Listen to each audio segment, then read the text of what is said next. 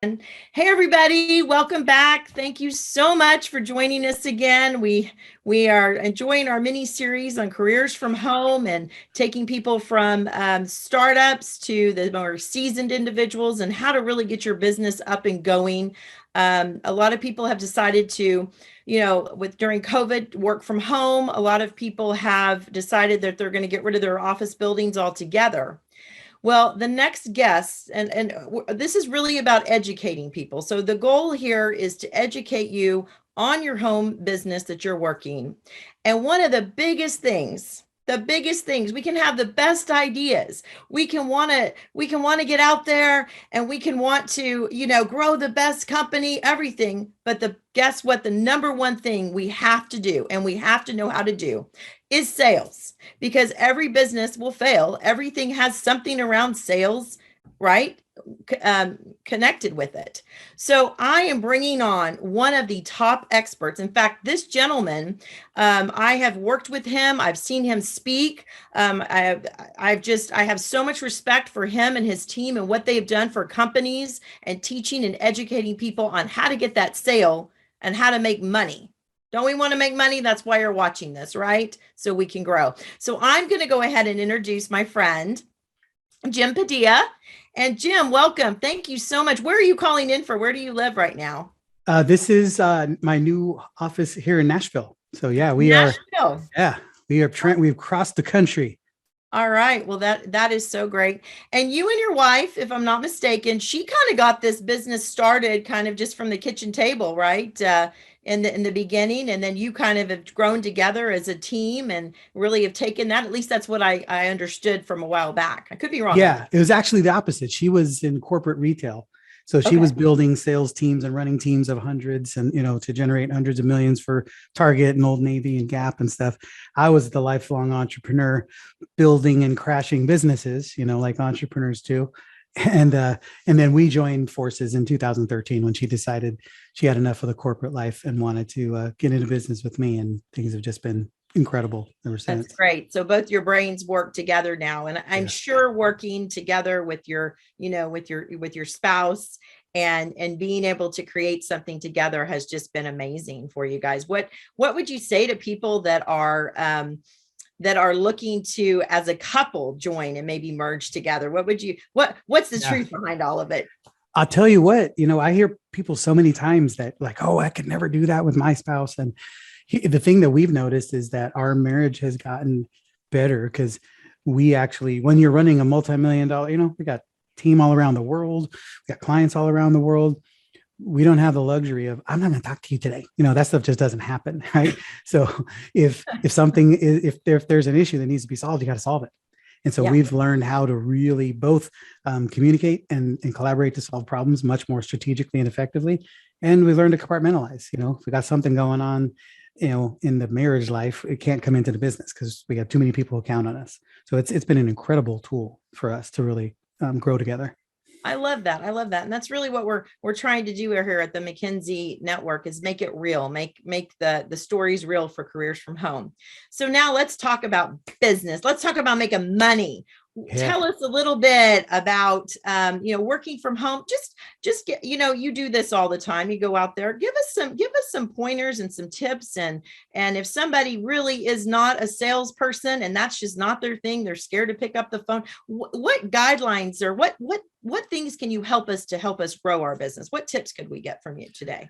Yeah. Well, the first thing is, as it speaks to working from home, it's having a business is not as hard as we think, but it does take very intentional strategic action. And so you need to be crystal clear on what it is you're actually trying to do for people. And you have to separate your product from people's journey, because the first thing you got to understand, and everybody, don't take this personal, just take it for what it is, because it's fact. Nobody cares about your product. Nobody cares about your business. They're not coming to you because they want your business. They're coming to you because you've demonstrated to them that you understand the problem they have and that you might have a solution. And until they're crystal clear that that problem is something that must be solved, your solution is irrelevant. Mm-hmm. So don't come with people's solutions, or don't come with your product. Just be really, really concerned about how you show up in a way that helps people understand that they've got a problem that matters to you. Mm-hmm. So really it's about them and how it's going to benefit them at the end of the day. So All the time. your journey and your excitement, they could be happy for you, but at the end of the day, how is this going to benefit me? How is your service going to benefit me and using? So, we have a variety of people on here, from the startups to the seasoned entrepreneurs. And what would you say to, so let's take a few, different levels here. Let's say we'll take the startup for a couple minutes, just getting started, just getting their plans put together. And then the sales piece comes up. What tips do you have for them? Then we'll talk about the seasoned in just a minute. Sure. Well, first of all, we specialize in working with companies that are forward thinking, right? We work with companies that are scaling. We help put sales teams, strategies, and systems in place so that you can grow beyond where you are today.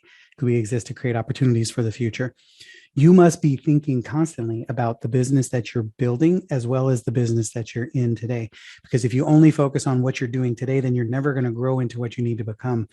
And if you're totally focused on next year's goals, then you're never going to eat today. So you have to make sure that you're able to think about both.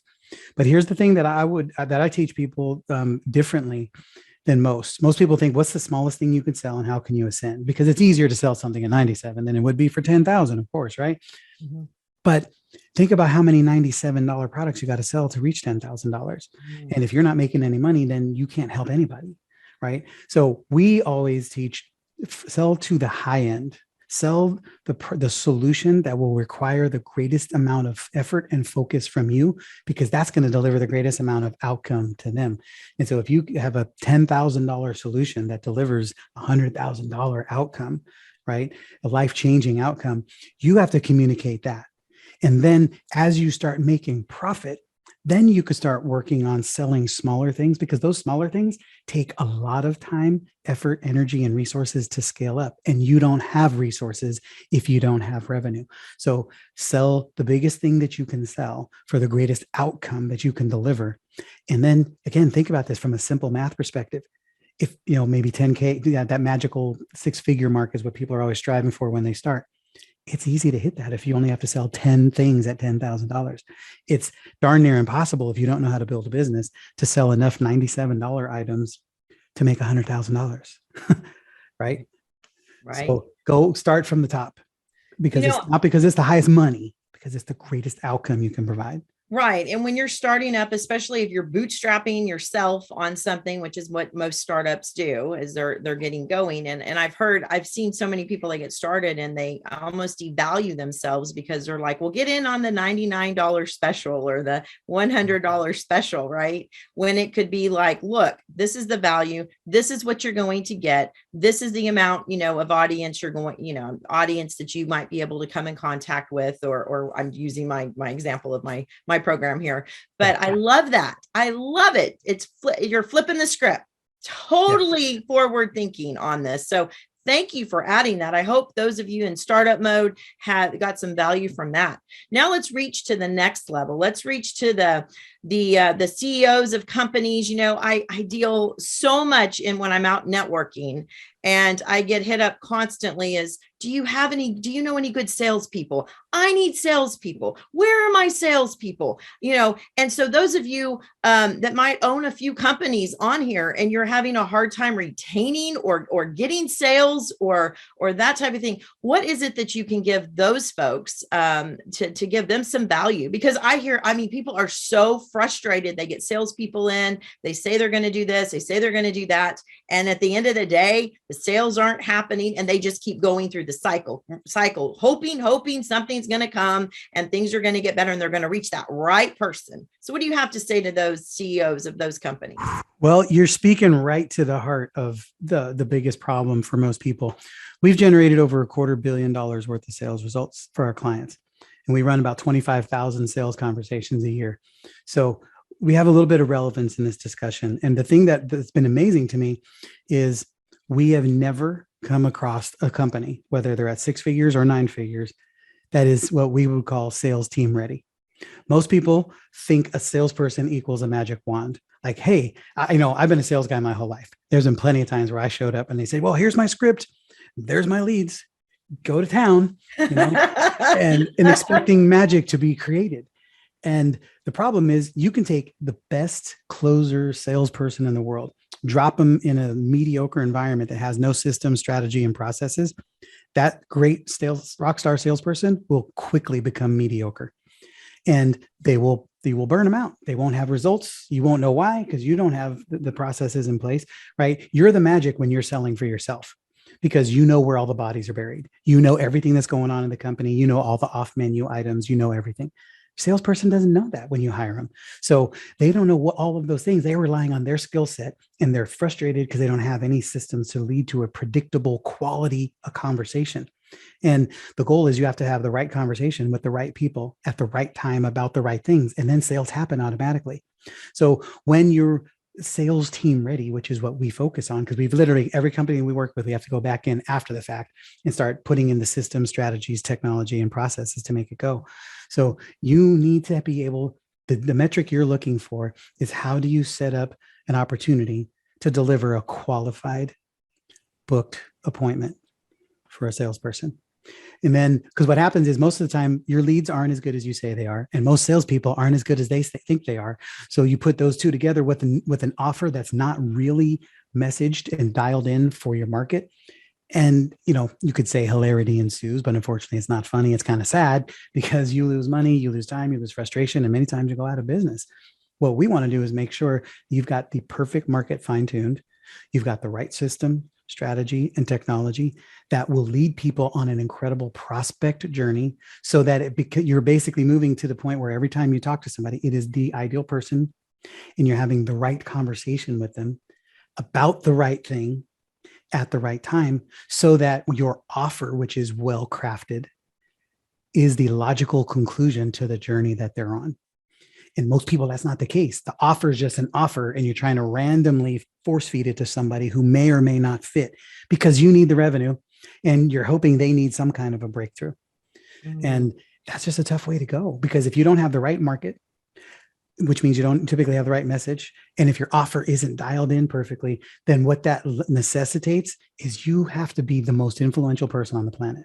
You have to bring rock stars who can just influence their way to selling people. And I have done that. I have been Mr. Influence because my offer was sucked and my market wasn't tuned in and fine tuned. So I had to just be Mr. Influence, because that was the only way I was going to win them over.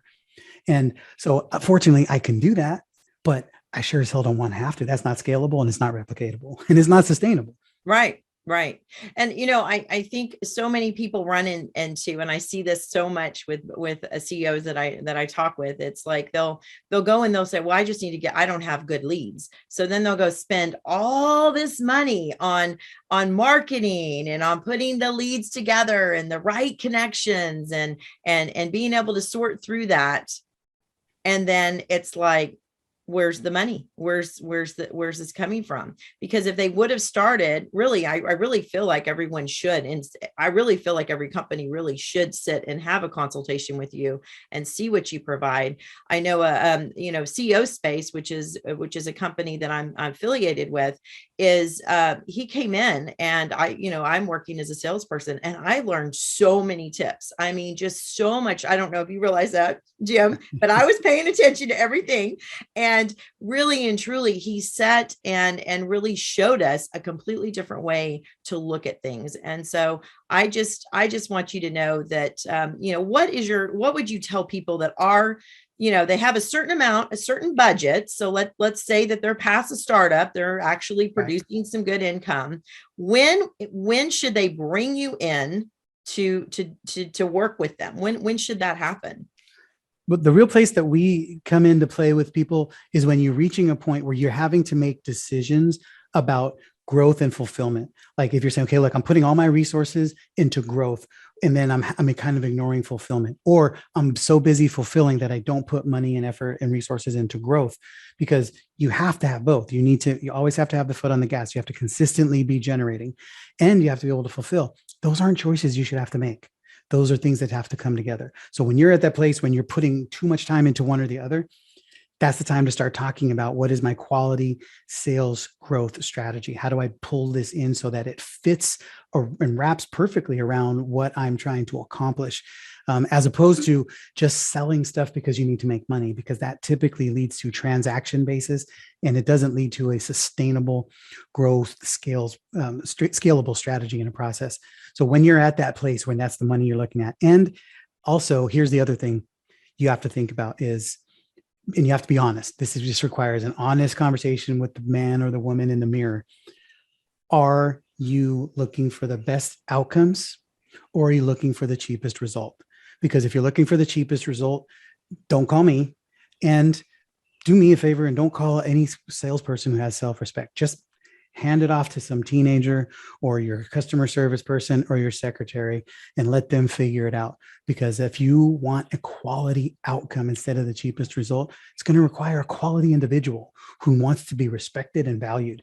And they want to be treated like you understand the value they can bring. And you want to put systems and strategies and processes in place that will help them shine. Right. But again, you don't need to don't go out and try to hire the best talent and pay them the least. Put the best systems in place and let people come to want to work with you because they see what you can actually help them achieve. And that's when magic happens. And we meet on all of those trends. We help put strategy together if that's what you need. We help put the systems in place. We also help put the sales teams in place. And we are an outsourced sales team for the right clients.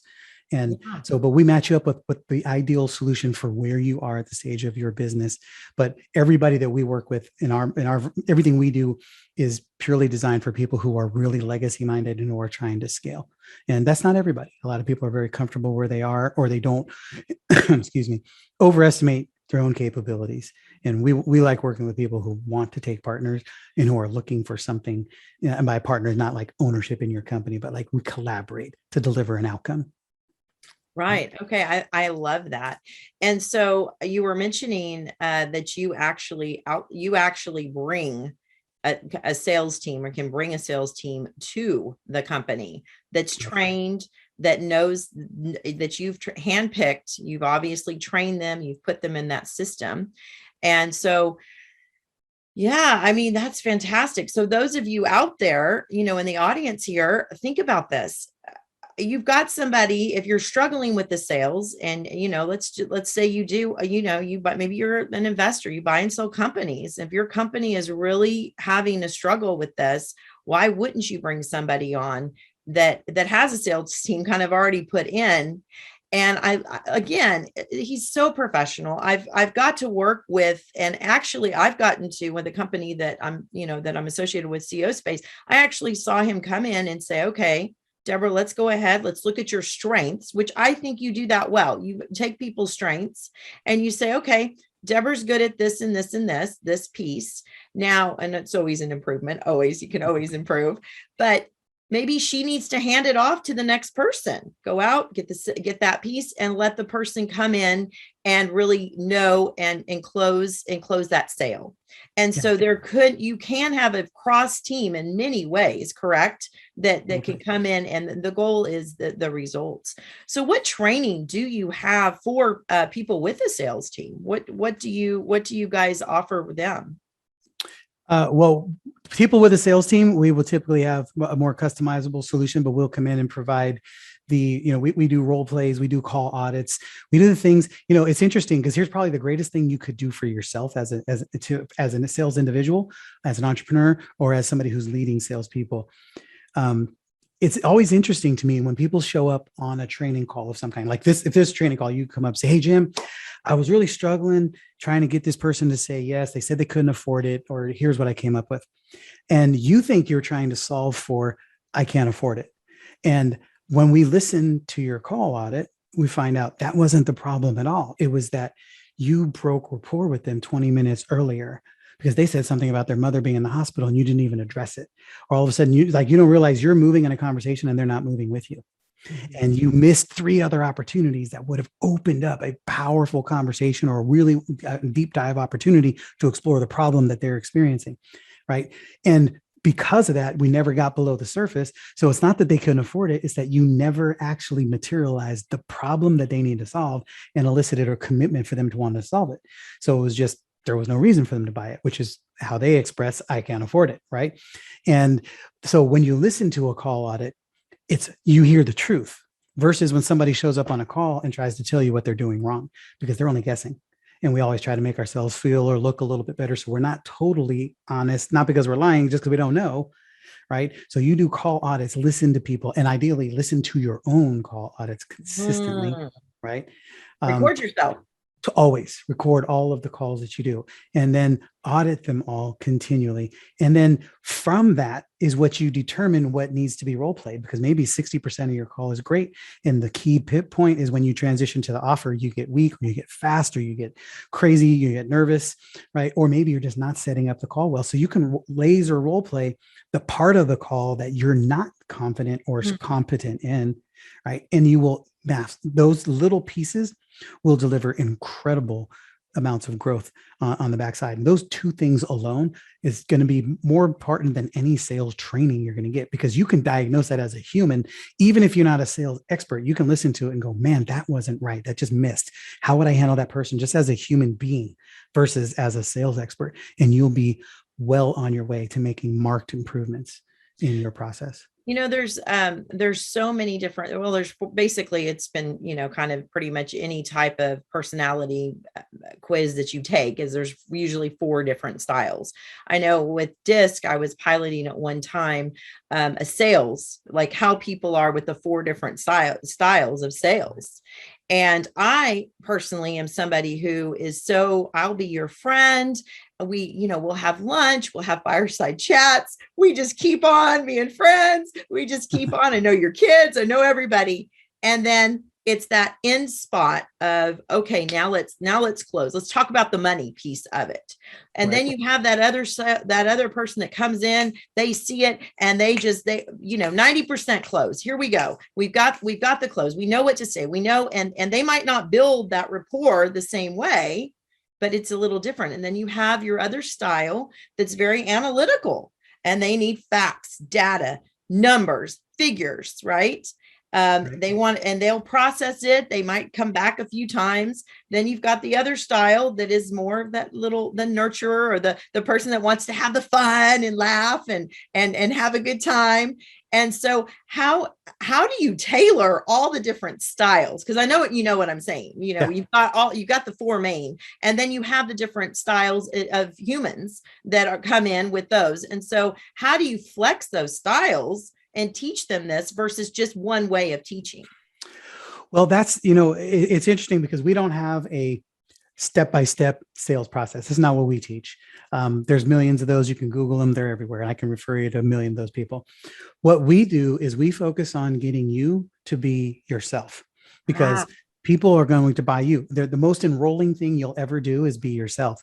And too many times, like, you've been selling every day of your life, right? You've been selling everywhere. You've been selling your spouse to marry you, your kids to eat their broccoli.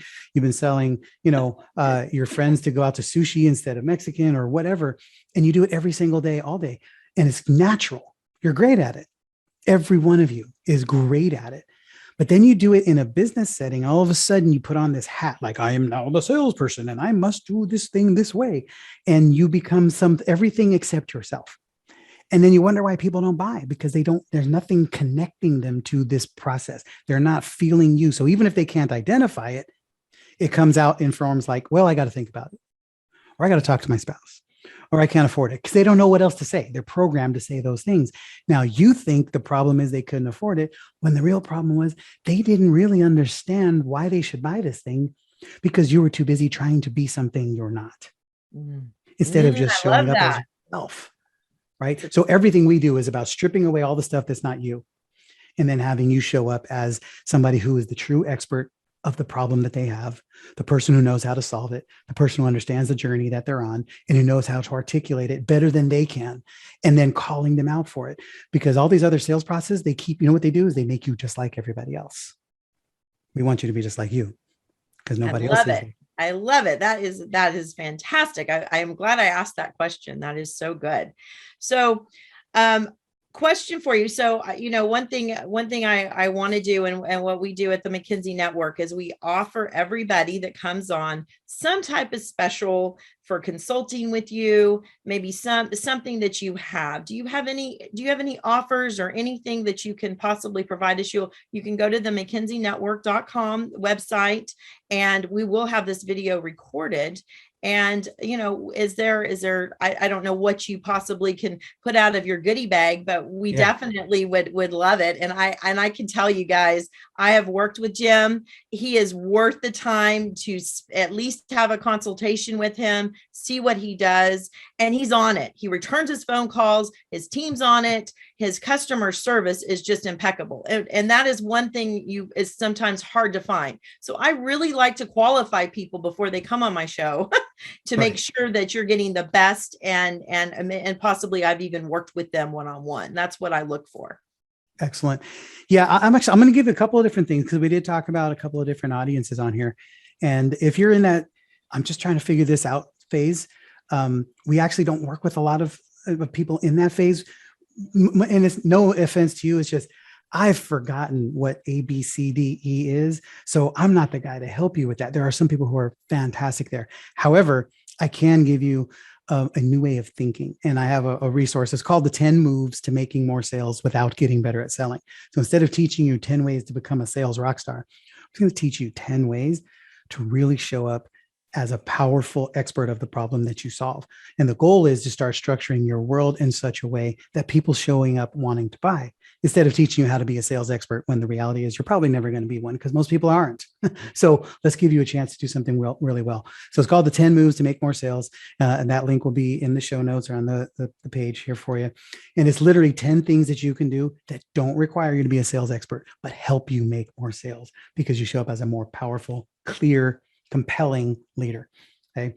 And that's everything from truth telling to understanding what's at stake to really to understanding the importance of partnerships and relationships in sales and all the things that I do that help people show up already predisposed to buying, instead of me showing up having to be some kind of super influential badass, because who the hell needs to do that all the time? Right. Right. So that's the first one. And then the other is the sales team readiness assessment that we talked about. So it's actually something we're literally just now building. And so you'll be the first ones to get access to it. And it's a red light, yellow light, green light type process. You're going to see, where am I with traffic? Where am I with my messaging? How dialed in is my offer? Where is my team and where they look at? What is my community that I'm drawing from? How well structured is my offer? So it's just going to help you put everything together all the things that we do with our clients so that you can become sales team ready. Again, with the metric that the ultimate sales metric is, how many qualified booked appointments can I get? Whether you're selling your own stuff or you have a sales team in place, the more of those you get, the more you're going to rock and roll with your business and everybody's going to win. And that's what we want for everybody. Because when that's happening, businesses scale, businesses grow, clients get served, movements happen, the world changes. And I'll tell you right now, more than any time in history, we need you entrepreneurs stepping up. You got to take the responsibility, the duty, the obligation, the ownership to fine tune your skill set and do the things necessary, because our government clearly is never going to save the day. Corporate America is not here to save the day. You are. America's going to turn around. The world is going to change on the backs of entrepreneurs. The changes we make, the problems we solve, the more clear we are about it, the more ownership we take and saying, yes, we got the cure for what ails you. Follow me to the mountaintop because we're going, right? When you can do that, the world is your oyster and you are now at choice. If you can't do that, you will always be at the mercy of somebody else who can. And that's no way to run your business or change lives for people. So we're here to help make that happen. I love it. I love it. And this is the best example of, my tagline that, creating the McKinsey Network is that every connection creates an impact. So today we got to see what that means. And really, thank you for showing up and bringing your energy and bringing your goodie bag with you. And we definitely, please go to the McKinsey Network site and you can rewatch this video and set up a time to talk with Jim. You are going to be very happy. And thank you for offering us some specials and letting folks even start out with, I guess it's kind of like your pilot. I'm sure you are piloting it with a few people, but be on the cutting cutting edge, the the cutting edge of this. So, Jim, I just want to thank you so much for your time today. I know you are a very busy man, and just to get a few minutes with you, and thank you for when I asked, hey, would you please be on my show? You didn't hesitate. You came right on. So thank you Amen. again for coming on, and we'll see you guys next time on our next show for this mini series.